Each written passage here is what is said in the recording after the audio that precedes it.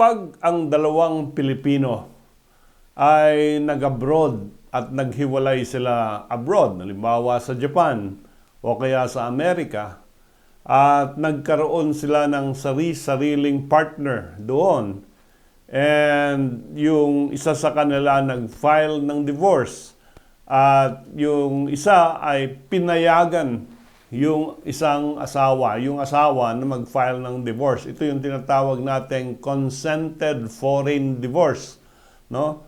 Usually, ang divorce sa Amerika o divorce sa Japan, pipirma lang yung respondent na asawa ng no objection at magkakaroon na ng divorce proceedings in favor of the one filing the divorce.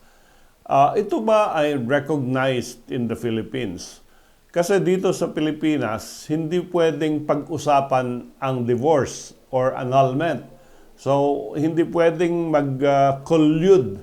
Hindi pwedeng yung mag-asawa, mag-file ka ng divorce, hindi na ako o-object dito sa ating Pilipinas.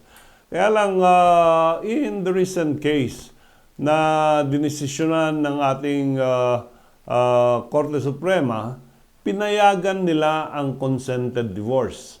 And hindi lang nila pinayagan yung consented divorce, they even recognized yung consented divorce dito sa Pilipinas. No? Under Article 26 of the Family Code, sinasabi dito, the courts may extend the effect of a foreign divorce decree to a Filipino spouse without undergoing trial to determine the validity of the dissolution of marriage.